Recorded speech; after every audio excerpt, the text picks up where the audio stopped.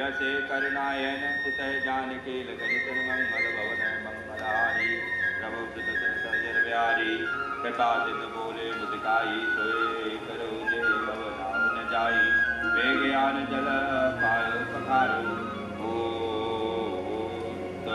विलम्बो तारम पारो साधु नाम तुम्हारा उदय नव सिंधु अपारा रुद्रपाल के वडे होरा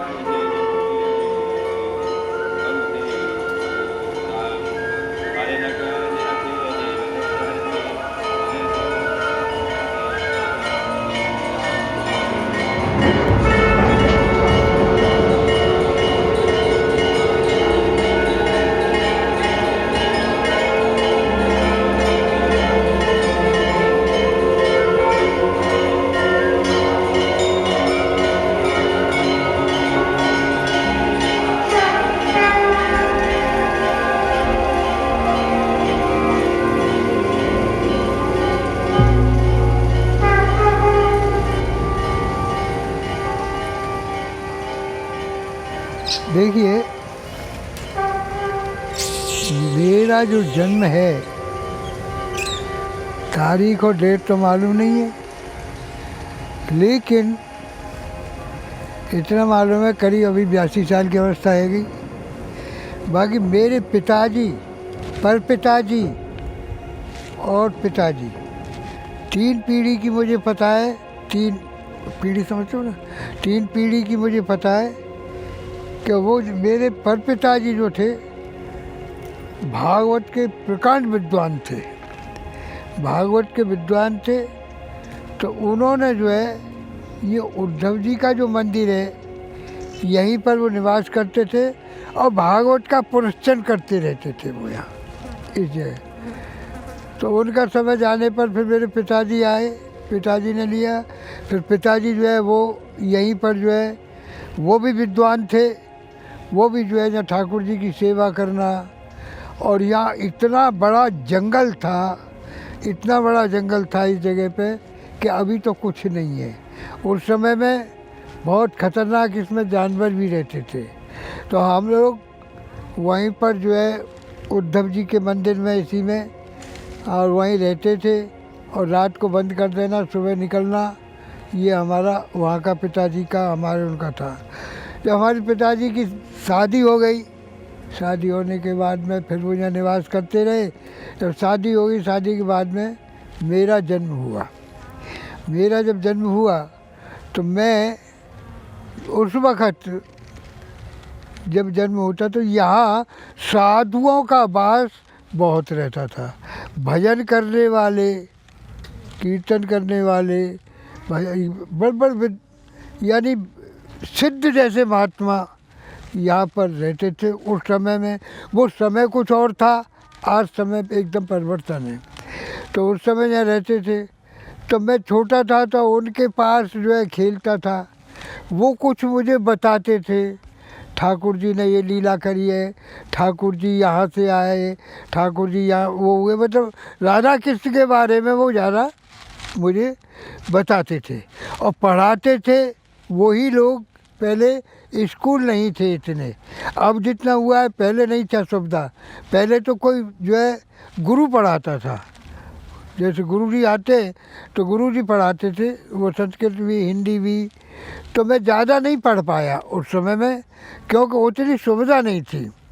तो आपने थोड़ा सा काम लायक ही पढ़ा और उतना पढ़ के रह गया। लेकिन साधुओं की संगत में मैं जब से मैंने होश संभाला तभी से जो है मैं साधुओं की संगत में रहता था। तो यानी अधिकतर मुझे महात्माओं का संग ज़्यादा मिला और महात्माओं का संग जो है वो मुझे प्राप्त होता रहा। उससे मुझे भगवत संबंधित ज्ञानवर्धक ज्ञान प्राप्त होता रहा। मेरे पिताजी वो तो थे विद्वान और बाबा तो पूर्ण विद्वान थे। तो वो जो है उन्होंने भी फिर मुझको भगवत संबंधित जैसे कि मंत्र वगैरह है, हरे कृष्ण का जप करना, राधा रानी का जप करना, ऐसा मतलब जब बताते रहते वो, तो वो जो है मैं करता हूँ। तो वो लगन बच्चेपन से मुझको लगाई उन्होंने धार्मिकता में।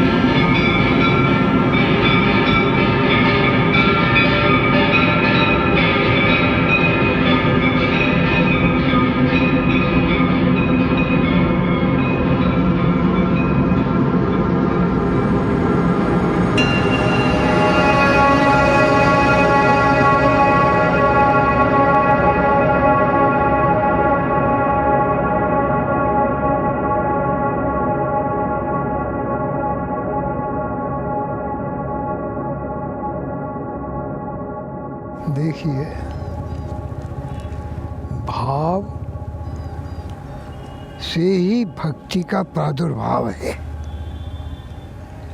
अपने हृदय के अंदर जब तक भाव उत्पन्न नहीं होगा, जब तक आपको भक्ति प्राप्त नहीं होगी। भाव है। अब हृदय में जिसकी जैसी भावना है, मेरी भावना है कि श्री राधा जी के चरणार बिंद कि मुझे दर्शन हो। मेरे हृदय के अंदर श्री राधा जी निवास करें, उनके चरणों की कृपा प्राप्त।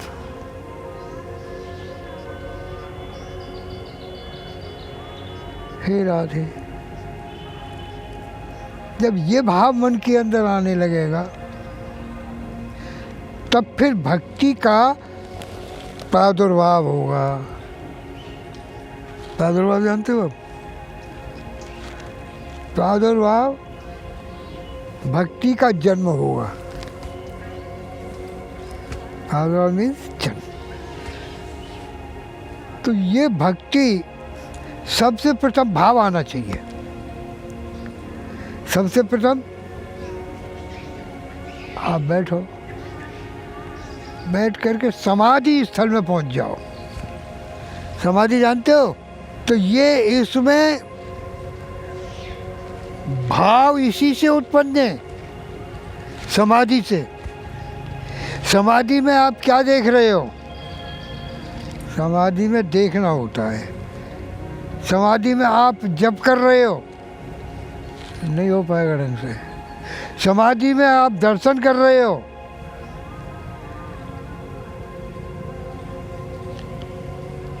एकदम साइलेंट, बिल्कुल शांति। कंट्रोल करो मन पे, मन को खींचो। अभी अभी मन जा रहा है, लीला शक्ति बहुत अच्छी है, उसको नहीं देखना है। हमको अपने मन को कंट्रोल करना है। भाई लीला शक्ति कुछ नहीं, ये विश्व कुछ नहीं, ये पृथ्वी कुछ नहीं, आकाश कुछ नहीं। एकमात्र श्री राधा रानी के चरणारविंद।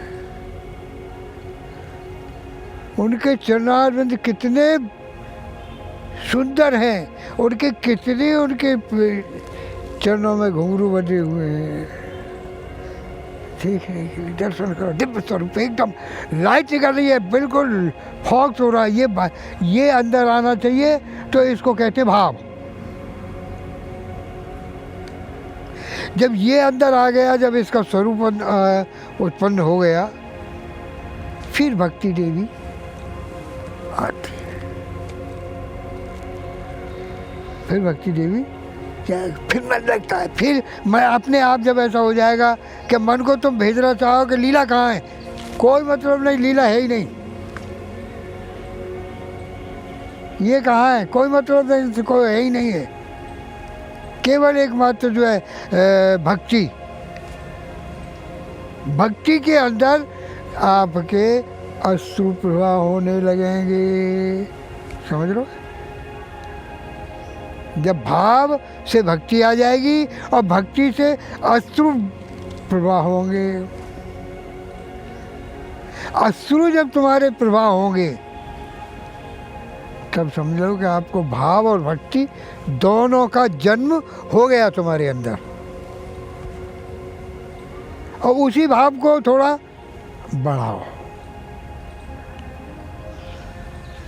लेकिन इस वक्त इतना होना बड़ा मुश्किल है। कलयुग है। तुम समाधि लगा के यहाँ बैठोगे, भाव भक्ति की तुम जो है अंदर करोगे, बगल से तुम्हारे में सरफ आ जाएगा, इसमें कहा जाएगा, तुम दिल के माँ चले जाओगे। वो तुम्हारा भाव भक्ति नहीं है ही नहीं। भाव भक्ति वो है, सर्प आएगा तुम्हारे शरीर पे हो करके, यहाँ हो करके गले में अपना लपेट करके ऊपर से में बैठेगा, फिर जो है हौले हौले हौले हौले चला जाएगा। तुमको मालूम नहीं है क्या हुआ मेरे संग, तुमको मालूम नहीं है, तो तुम तो भाव भक्ति में डूबे हुए हो, तुमको पता ही नहीं है शरीर के अंदर क्या हो रहा है क्या नहीं हो रहा है। वो होती है भाव भक्ति, इसको कहते हैं। जय जय श्री राधे, जय जय श्री राधे।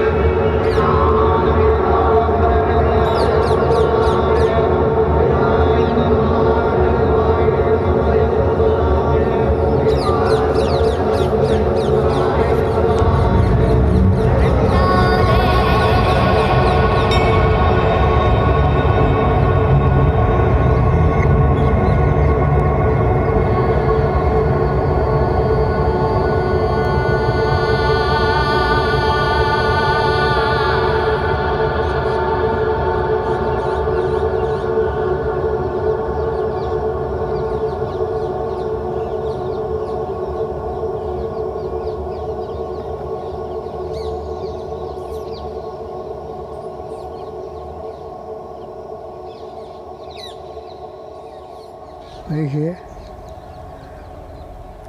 मेरा वही जो है, मेरे गुरु तो जितने भी महात्मा सिद्ध हुए हैं और जिनसे मेरा संपर्क हुए हैं वो सब मैंने गुरु करके ही माने। आपको बताया है प्रदत्त ब्रह्मचारी, देवरा बाबा, राधे राधे बाबा, तो राधे बाबा के प्रति मेरी अधिक भावना थी और उनको मैंने गुरु माना है, लेकिन न उन्होंने दीक्षा मुझको दी और न मैंने उनसे दीक्षा ली। मंत्र उन्होंने बताए वही मैं जप करता रहा और वही मंत्र और महात्माओं से मैंने टच हुए करके जो करा बताए मैं कि मुझको ऐसे मेरे गुरु ने बताए हैं कि ऐसा मंत्र वो सबसे बढ़िया है, ये तुम्हारे लिए बहुत अच्छा है। जितने भी सिद्ध थे सबने बताया कि ये तो बहुत बड़ी चीज़ है, ये तुमको गुरु प्राप्त है तो समझ लो तुमको विश्व प्राप्त है। तो ये जो है हमारा उन महात्माओं से तो मेरा शुरू से संपर्क रहा है और उन्हीं से मेरा भावना, जैसे प्रदत्त ब्रह्मचारी है, राधे राधे बाबा है, अपने नारायण स्वामी हैं, अपने क्या नाम है नारायण महाराज हैं, इधर क्या नाम है ये अपने इस्कॉन के महाराज हैं ये प्रभुपाद जी। तो ये जो है ये लोग तो आप मेरे संग में आए हैं, ये तो ज़्यादा से ज़्यादा 60 साल के 55-60 साल के भीतर आए हैं ये मेरे लिए। राधे राधे बाबा पुराने समय के, ये रुद्रत ब्रह्मचारी जी ने मुझको गोदी में खिलाया है, ये पुराने थे। और ये तुम्हारे ये जो है क्या, इनको 50 साल भाई होंगे ज़्यादा ज़्यादा, इनको तो 50 साल में से ये सब। बाकी असली गुरु जो मेरे, जो सबसे प्रथम जो विद्वान थे, वो मेरे पिताजी थे। भक्ति भाव उन्होंने ही मुझे डाला और मुझको साधा उन्होंने। क्योंकि महात्मा तो वो मैंने बताया ना, करतल खाना तरतल वासा, तो महात्मा तो ऐसे होते हैं, 4 दिन रहे, तुमको पता नहीं, उठाया कमंडल गए, 4 दिन पीछे दूसरे आ गए, उनके दर्शन के लिए उनसे सत्संग हुआ, उठाया कमंडल गए। तो ऐसे महात्मा रहे, तो उनसे जो है शिक्षा प्राप्त हुई है। आपने अलग दी नहीं, इन्होंने अलग दी नहीं, इन्होंने अलग दी नहीं, इन्होंने अलग दी नहीं, इस तरीके। लेकिन मेन जो पॉइंट आता था वो श्री राधिका जी पे आता था। अब ये गुरु दीक्षा, ये जो है, ये एक गुरु जी से वो होना, हमारे राजा बाबा कहते थे कि गुरु तो एक ही है, वही तो हमारे पास रहे, वही करने वाले हैं। मंत्र ये है, करो जाप। तो वो जो है हम करते थे और वही हमारे गुरु रहे इतने। लेकिन अब हमारी संप्रदाय जो है, ब्रजजन संप्रदाय, सबसे बड़ा महत्व हम ब्रज रज को मानते हैं। एक वो है कि मुक्ति कहे पुकार के मेरी मुक्ति बताए, और ब्रज रज उड़ मस्तक लगे तो मुक्ति मुक्त है जाए। इतना बड़ा पावर है इसके अंदर। आप ये जो है लाल तिलक और हरे तिलक और पीले तिलक ये जो तुम लगाते हो, इनमें कोई पावर नहीं है। सबसे बड़ा पावर ये है ब्रजरज। यहाँ पर हमारा ठाकुर भगवान कृष्ण जो है, और पैर में जूता चप्पल उन्होंने नहीं पहना, कभी नहीं पहना। माता ने कही, जसोदा ने कही कि लाला तू गैया के संग में जाए, तेरे कांटों लग जाएगा और तेरे ये चुभेंगे, तेरे लिए ये जूती पहना, इन्हें पहन के जाया कर। तो उन्होंने क्या जवाब दिया, माँ हमारी गैया भी तो बिना चप्पल जूता के डोलती है, जब वही नहीं पहनती है तो मैं कैसे पहनूंगा। तो ये ब्रजरज, इसको सुबह लेना और थोड़ी सी लेकर के पानी, ये तुमको दिखेगी नहीं। और तिलकों के दर्शन होते हैं, इसके दर्शन नहीं होंगे तुमको। केवल लिया, थोड़ा सा पानी लिया ले करके, यह हो मातेश्वरी, हो गए बस। ये जो जितनी भी संप्रदाय, मैं खंडन नहीं करता, मैं किसी की बुराई नहीं कर रहा हूँ, जितनी भी संप्रदाय, ये सब गुरु परंपरा से अटैच हैं और हम ब्रज जन हैं, हम उसमें से उत्पन्न हैं और इसीलिए इसको ज़्यादा मानते हैं और यही हमारी संप्रदाय है। जय जय श्री राधे।